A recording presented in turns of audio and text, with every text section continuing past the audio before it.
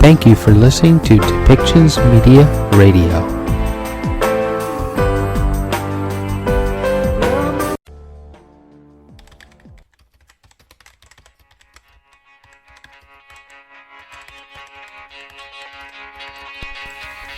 Welcome to Policy and Rights, the show about government policy and human rights.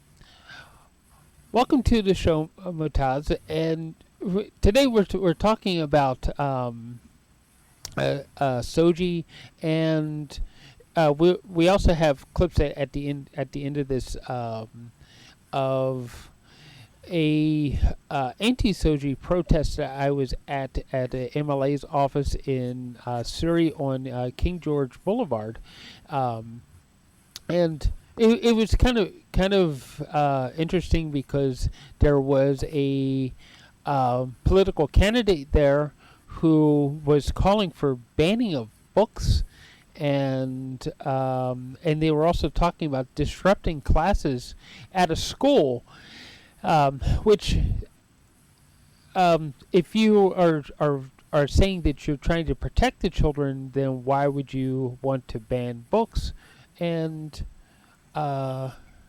disturb a school, you know? The protest was part of a Canada-wide march called 1 Million March for Children. Mm-hmm. And what they're basically marching for is what they call parental rights to protect their children. But what they're complaining about is that they don't have a say in their children's lives when it comes to their gender preference and their pronouns, and something that they're opposed to, which they're saying that the school system and the society is grooming them. But you know, Michael, society's been grooming kids for a long time. You know, how to be a good boy and how to be a good girl and how to dress and things like that. But now they're upset that some parents and society wants to give children more choices and more freedom, and they're calling that grooming, which is kind of interesting. Now the thing is, they're complaining that they don't have parents' rights, which is not true. They do have parents' rights. That what they're complaining about is they're not finding out what's happening with their kids in school. That's because some children are afraid of their parents and telling their parents of what their gender identity is or their pronouns are. Okay. A lot of parents who are supporting their kids don't have that problem, and they have a right to work these things out with their children. It's the children who are having problems with their parents are having the problem. So they're marching across Canada for a right to control and abuse their kids. Basically, that's what it is. Well, okay,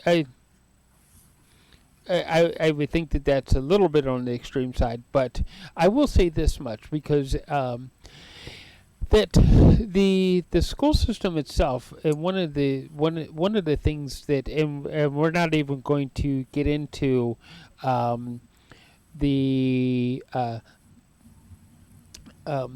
sexual orientation and gender identity part that these people are talking about in this particular protest. So I'm not even going to get to that yet.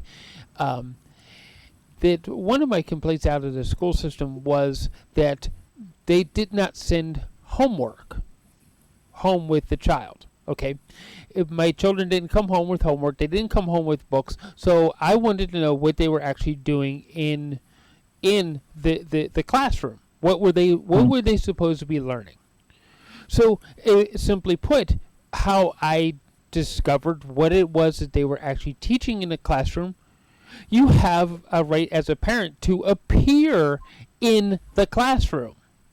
Mm-hmm. And that also told my child that who was in said classroom, that I wanted to be part of that conversation. And they would tell me, they would come home afterwards and they would tell me what was happening in school, and sometimes excited, sometimes not. So that, as far as I know, that has not changed. You have the right to show up inside the classroom, and as long as you're not disruptive of the classroom, you can listen to what is actually being said and taught. So that hasn't changed, has it? I don't think so. But I think the issue is also for a lot of children is how comfortable they are with having their parents there. Because some kids have, not a very trustful relationship or, with their parents. Yeah. So if there's child abuse going on, or if they're fearful for what their parents think or tell them, then they might not be comfortable with their parents coming. I think consent goes both ways. I think, you need, parents need to know what's going on, for sure. Mm-hmm. But you need to also consent from the young people that it's okay for their parents to be there. Well, yeah, and like I said, the key to that is not to be disruptive. Right. Okay, so if you're not, but having seen the footage that came back from our camera crew, which if you're listening to this on the audio, you will actually hear some of what they actually had to say. It does sound like they were making a point of saying that they were going to disrupt what is going on in the school and disrupt the learning of the children. So, which in of itself that's not good. That is not our role as parents, to disrupt the classroom. Our role as parents is to participate in the classroom, and so that we ensure that our child is being treated fairly, right? Right, and I really think, whether what we're talking about in terms of SOGI or this March for Children, it should be about the children and their protection and their right to learn and to be aware so they can make better choices. So it's not about the parents, it's about the children, I'd say. Yeah. Now, as an intro to, I did another interview with a BC school district teacher, and we had a bit of a discussion around that. Right? But how I introduced that was, I said that teachers should be allowed tools to open minds. So, yes. Now I want to address sexual orientation and gender identity protections in the school system itself, which otherwise known as SOGI. SOGI, according to the British Columbia website, is there in place to protect the children from being bullied. Right. And it is also to make them more aware, because yeah. My memory of the school system is they've always been talking about sexual orientation and gender identity, but in a very limited way, and like grooming children to be boys and girls and behave a certain way with limited choices and with judgment. Well, but what's changed now is that you're giving more education and awareness of different ways of being. Yeah. I do remember it was like 40 some years ago, of course, for me, for the end of my high school or my school age years. But I remember a school, as far as sexual orientation was concerned, there was no such thing as sexual orientation. There was one simple thing: abstinence. Mm-hmm. and that was the only thing that was going to be taught was abstinence. That you should not. It doesn't matter if it was with male, same sex, or with opposite sex. That Well, I went to public schools. I think there's a little more liberal. I mean, it's been changing over the years, right? Yeah. So Yeah. they talked about sex and things like that, and they talked about protection. And so coming out of high school and things like that, I had some idea of sexual orientation and gender.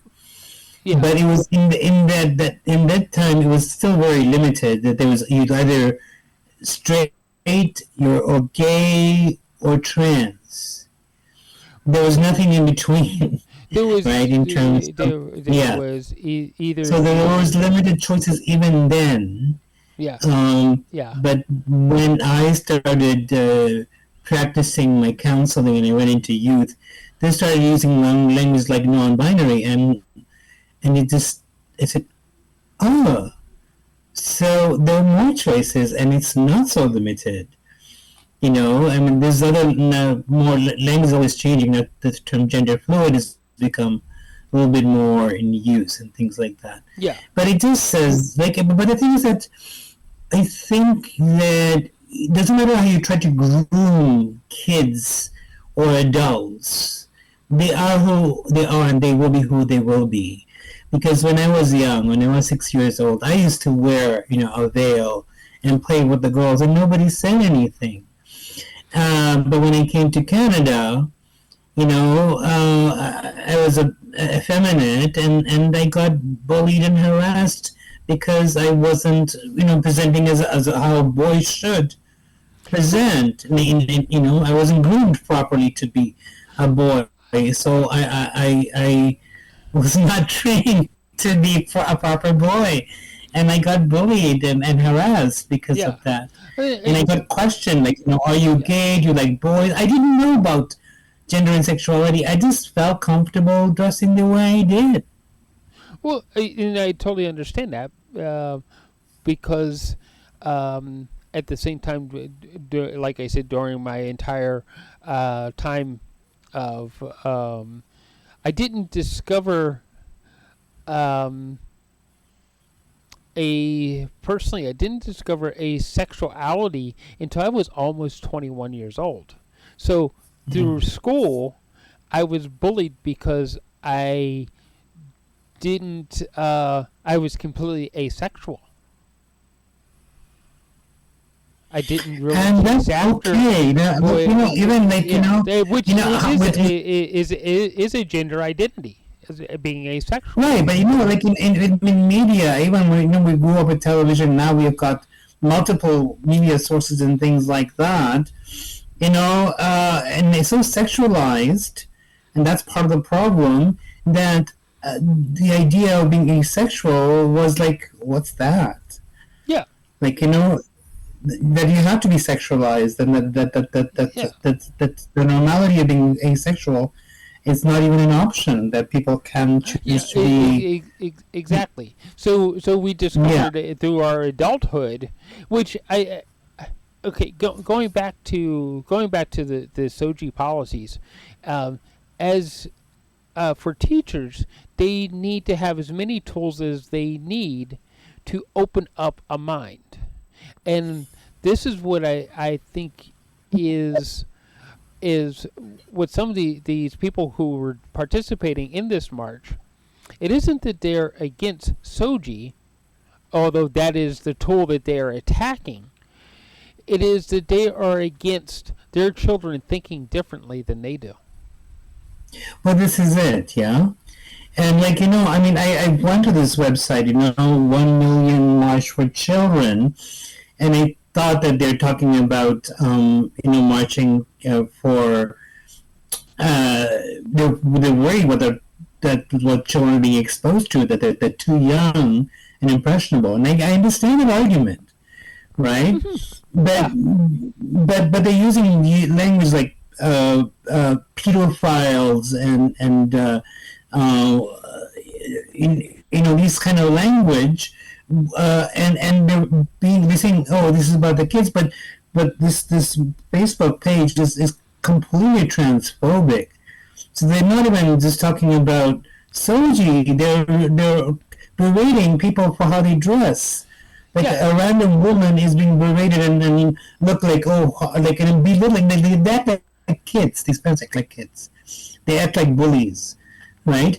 And they're saying that only LGBT folks are pedophiles and predators. Well, we know that that's not the case.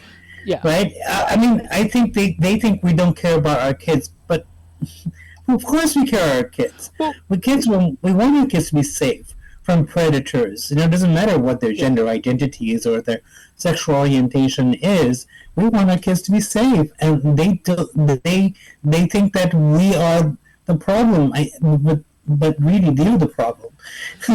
So, the problem isn't us or them. The problem actually is the corporations that are actually perpetuating the two polarized agendas, so that they actually make the profit. But we're not going to go too deep into that. The thing is that they did this march. What's happening? This march was across Canada, but it actually coincided with the launch of the BC provincial election. So this issue around SOGI, the day before. Yeah, the day before is becoming, or they wanted to be an election issue. But interestingly, the turnout was less this year than it was last year. So the interest of anti-SOGI stuff is getting less, maybe because people are not very happy with the tactics, the kind of really scary tactics these people are using. Well, okay, so let's discuss that for a second, because one of the pieces of footage, and unfortunately you can't actually hear this on the radio portion, is that as a group they stepped out into traffic on King George Boulevard. Well, as you know, King George Boulevard is a multi-lane street. Mm-hmm. It's across this particular MLA's, and I don't really want to mention who the MLA is, whose office sits on the street. At that point in the street, it is 2 lanes of traffic going in either direction. So 4 lanes of traffic in total. And these people stepped out into traffic, causing the police to have to stop traffic on the street. The police were not going to stop the traffic, but because these people started stepping into the street, the police stopped the traffic for the safety of the people. And then they started chanting something about the police are protecting the pedophiles, but they were the ones who enacted the police to actually make their presence more known. They were in the background. by doing that, they're forcing the police to support them. Yeah, inadvertently, right? Yeah. I was, and I was just like, I do remember one of my cameramen said that he did stop the police, and he thanked them for them being there, and he said, I hope and pray that it doesn't escalate to anything more than just them talking, but that was the vibe. They were looking for a reason for it to escalate further. Yeah, but what Michael, what really, and we've been talking about this for a while. What really worries me is that there are different minority groups that are involved in these protests from different religious backgrounds. Some from my own community, South Asian community, Muslim, Sikh, Hindu, and so on, who are saying that we should be limiting choices or educating our kids about transgender identity. But the fact is, these transgender folks live in our societies back in Pakistan, in India, and places like that, and they're part of everyday life. So what's wrong with educating young people about reality of how people live and choices they make.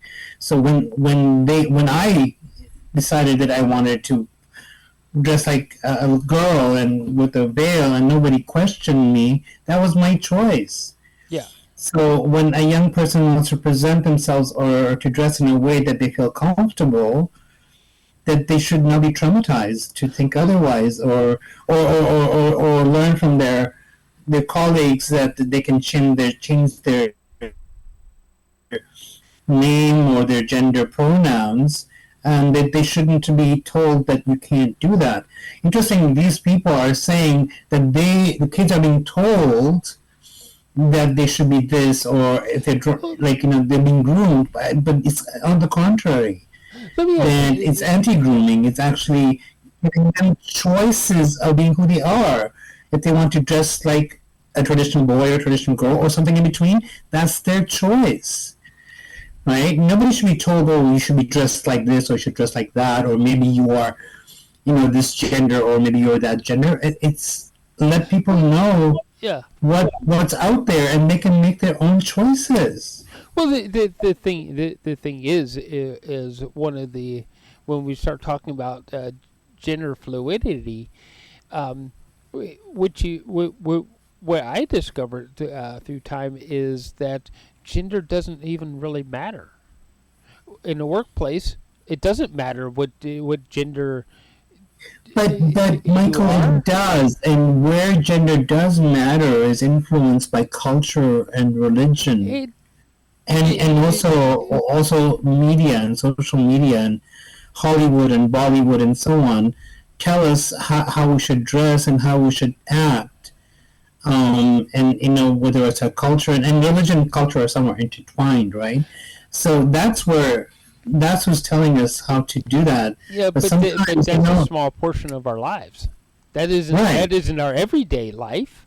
Our everyday life it's like that it doesn't matter as much as, okay, so I apply for a job. Does it matter that I am um, one gender or another gender or somewhere on the scale between all of them? It doesn't matter as long as I can get the job done, right?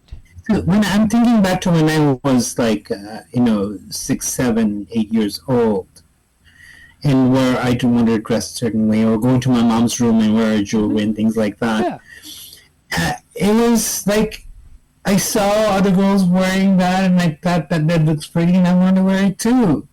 Yeah, and Or I there's saw nothing my wrong mom with wearing that, is there? some jewelry, and I want to try it on too. Nobody told me that that's what I should be doing or shouldn't be doing. Right. You But there felt was good. It there felt was nothing right. wrong with you trying on the jewelry, right? There was nothing wrong with you uh, putting on the scarf or It whatever, felt right? good. It felt, Yeah. yeah, it felt like, oh, this is nice. I know But part of but me, the that's programming, was telling me that this is scandalous and this is wrong because you're a boy and you shouldn't be but doing that. But it it boils was down just like to your mind this. having this debate, right? Whether what feels good or what feels right. Yeah. You know what I'm saying? Yeah. Yeah. So basically, right? And this is what I read on the BC government website, is that what they want is for the kids to believe that they are safe and comfortable to be who they want to be. And as a psychotherapist, I think that's very healthy. And when I was growing up, I was made to believe that what I was doing is wrong. Right. And that traumatized me. And that trauma stayed with me until now. Yeah. So if you want your kids to grow up healthy, you should let them know that it's okay to be whatever you want to be, whether you're a boy or a girl or something in between. That's fine. Uh, That's your choice. And nobody should be telling you. no. No. They and I honestly I think the problem is not the teachers, is not necessarily um, what the teachers are saying in the classroom. Some of what it is these videos on TikTok and Instagram and all this social media stuff where you have someone on social media, he puts his digitized mask over his face and says, well, if you're gay, that you know this is true. You know this is true that if you're gay, that someone touched you as a child. Someone abused you as a child. That's why you're gay. And he doesn't the person who does this in question doesn't even have enough. He doesn't even have enough bravery inside of him, enough courage to remove the digitized mask so you can see his face. It's like, because he knows what he's saying is offensive. Michael, the thing is that the SOGI thing is so new, and not all teachers are perfect, and some maybe don't have the right information, or maybe are overzealous to not be so tactful to present things in a way that's more normalized, right? Yeah. And think that maybe so, and not like, I don't think that they've had the kind of preparedness and awareness for the teachers to do this properly in a respectful. Yeah. You're saying they need so I can see where some maybe overzealous teachers might get overboard with information, which can be kind of overpowering. But I think there needs to be more balance in the approach of how this is taught and how it's taught properly, so that the children are getting the right information in a balanced way, so they're not being so they're not being confused or pressured or forced to think one way or the other, just because they might be androgynous or they might be presenting one way or the other, doesn't mean that reflects or affects their gender identity or their sexual orientation.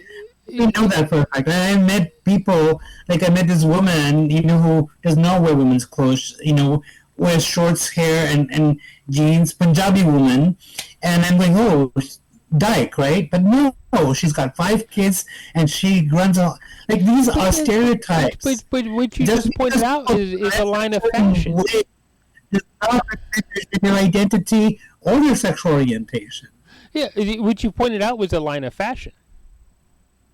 It's simply right. It's just a way of dressing. I think in the heyday in the 20s, 30s, and 40s, when women start dressing up in men's clothes and performing and doing things which was very courageous, was great. It was an act of revolution. Okay. And to be free, but that didn't always reflect their gender identity or their sexual orientation. Is just that they wanted to succeed in a man's world and dress like a man, and there's nothing wrong with that. The thing is okay.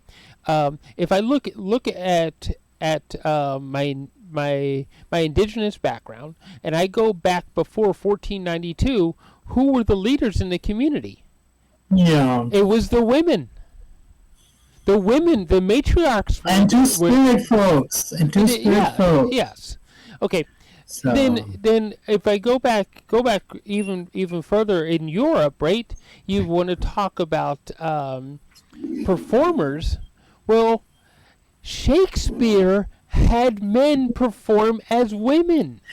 Yeah, and that was normal, right? It was completely normal for a man to perform a woman's part. And it wasn't a so much of a social construct as it was that women just weren't acting. It was and there's two sides to it. Of course, there was like massive sexism happening there because women weren't allowed to perform, but then it was okay for men to perform as women. So gender bending happened. So you had sexism in both ways, obviously. But that was the norm in the day, right? Like even it happened not just in Europe, but it happened in all kinds of the world where men did perform. These were public forum performances, but in private forum performances where there was nothing but women around, they had to if they performed for themselves, if there had to be a male part, it was done by another woman. It wasn't. It had nothing to do with anything else. I'm playing a part. So I'm going to bring this to fast forward this to one of my own kids, and he wanted a pink vacuum cleaner as a toy. He wanted to play vacuum. So what did I do? I go buy the pink vacuum. Let him play. It's what it is. It's play. It's experimentation as a child. Well, I mean, the thing is, like, when I took home economics when I was in school because they were treating boys to be more independent and learn to sew and break that gender barrier, which is good.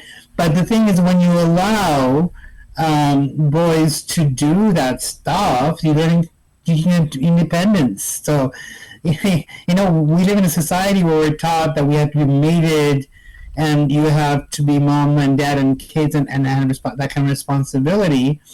And that, a time when women stayed at home and men went to work, and then, after the war, of course, the women went to work as well. I remember when my grandmother came to Canada from Africa, and she was shocked that my dad was helping in the kitchen. Right? So, I think teaching kids different roles and different things is a healthy thing, and I'm spoiled because I wasn't taught all these things properly, like the way I should, or maybe I don't have the aptitude for it. I don't know. Well, oh my God. I don't know. It all seems that what we need to really be focusing on is opening up a child's mind and the tools in play to allow them to explore and be who they want to be. And with that, so, Michael, the thing is that I believe in parents' rights, and that parents have a right to be worried about their kids, and they should be worried about what's being taught in the schools and things like that. Yes. And they should have proper information, make sure that the kids are being taught properly, and the parents should have information so that they know what the kids are learning. But what I'm hearing from this movement is misinformation it's not accurate, Exactly. I mean, they have every right to be concerned, but the information in their propaganda is very transphobic, very homophobic, it is very misleading. So the parents are even more confused about what's going on, and it's confusing the kids even. So that's the problem. That there should be proper information as to, yes, we should know what the kids are teaching. Maybe some of the literature that is in the schools is inappropriate, maybe, but let's get the information right. Yeah. Right. Let's For instance, they were talking about a child being allowed to be a cat in a classroom, and okay, so on the surface, there's nothing wrong with it. It just depends on how far that's allowed to be taken. As long as you're not feeding the kids cat food and telling them that they can't use the bathroom and they have to squat on a litter box, there's nothing exactly wrong with allowing that child to explore and open their mind, because there are a lot of other climate problems and asteroid problems and universal problems out there that, hey, if we open our children's minds, that we have a better chance of surviving what our universe throws at us. Absolutely. And I knew when I was pushing for recycling and reusing and things like that, and my nieces were being taught that in school and they started practicing at home, I felt really good that these kids know our future better, and that they're kind of a better world because they understand responsibility better than we do. Yeah. Right. So. Yeah. In just a few words, is the SOGI policy such a bad thing if it opens up a mind? Well, if there's any criticism to be had, I think there should be more information. I think parents should have a right to know what's going on. There should be the right information going on. There should be more trust among teachers and parents, and more trust among children and parents and things like that. Yeah, parents should have to know what's happening with their kids, but if they are doing the grooming and the abusive, and they are calling names and being judgmental, then they're going to lose their rights, right? The parents who are complaining are the ones who are the problem. Yeah. Parents have rights. You know this. They have a right to go into schools. They have a right to be in the lives of the kids. They have to help the kids make their decisions. But if they're being abusive, then the kids are going to run away from them. Yeah. Yeah. So we're going to wrap it up there. Thank you for your time today. And we're going to listen to a independent candidate, political candidate, as he's running for MLA, as he spoke in front of the Surrey MLA office as they did this protest, and he's talking about how books should be banned and they should be thrown out of the school, and that different ideas should just never ever be taught because they're pornographic, and he does use the word pornographic in his statement.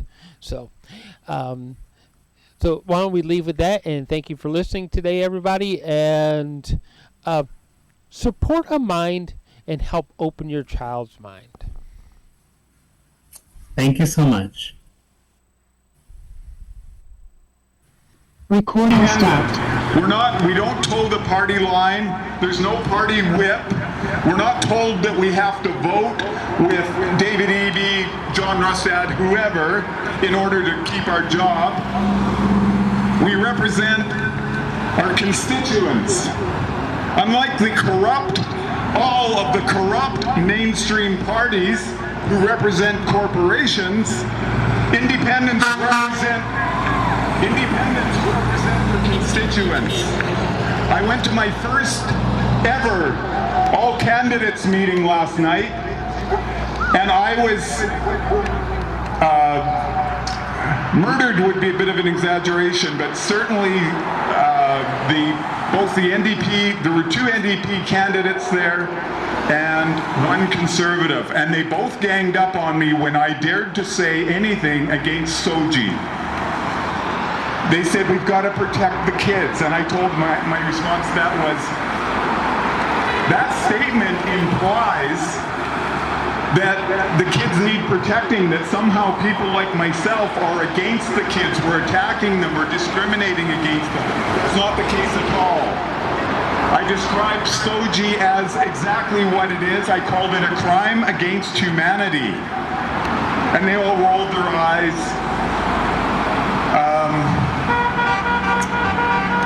Interestingly, one of the NDP candidates there was Raj Chouhan, who is the Speaker of the House.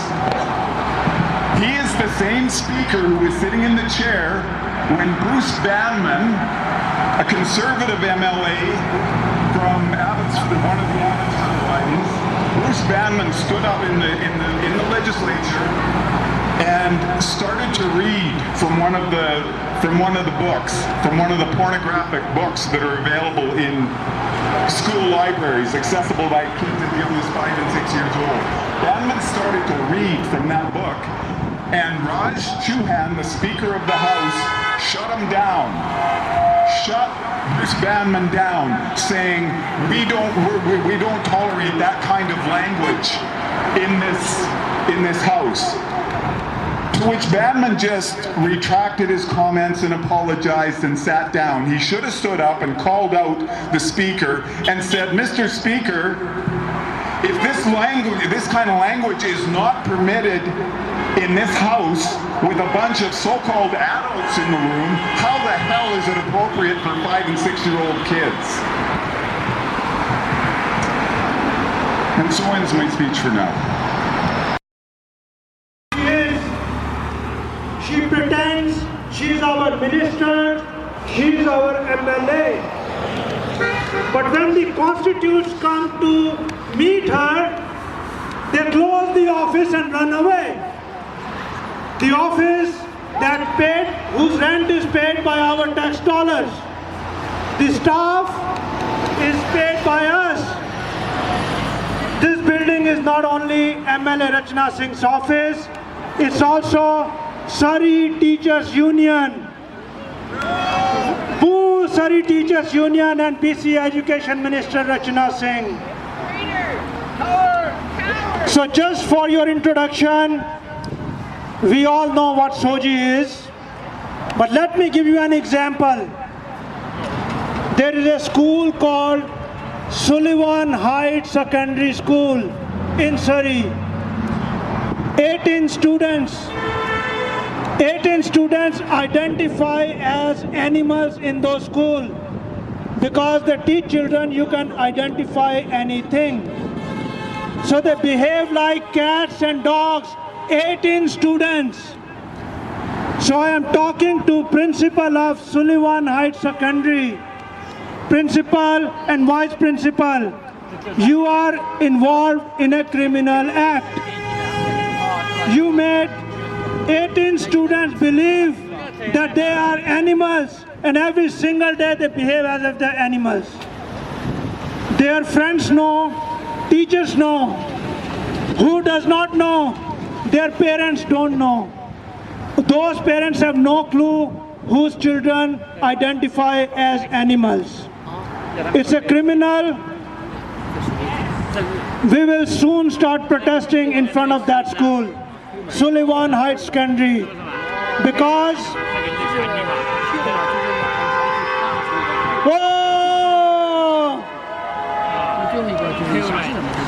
we need to make those animals humans again. Make student animals humans again. It's criminal. We have the media in Surrey, many journalists, radio stations. We have let them know, but they don't do anything. The children think they are animal because they are brainwashed, indoctrinated, and everyone is okay with it. But we are not. We will go to that school. We will.